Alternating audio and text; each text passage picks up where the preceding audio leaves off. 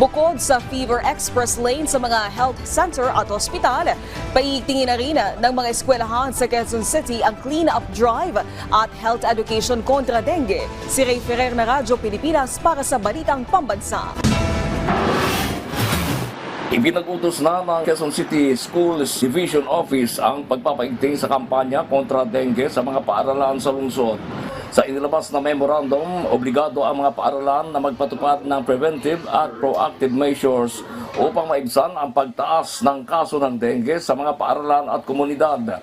Bago pa ideklara ang dengue outbreak ng Quezon City Government, aktibo na ang mga paaralan sa lungsod sa clean-up drive at health education. Prioridad ng LGU ang kalusugan ng mga mag-aaral, mga guro at staff ng mga paaralan, kung kaya't umaapela ito sa mga magulang na bigyan ng proteksyon ang mga bata laban sa lamok.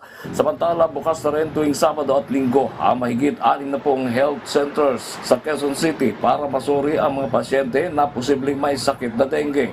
Nagtatag na rin ng Fever Express Lane sa lahat ng mga health center at ospital upang mabilis na maasikaso ang may mga sakit.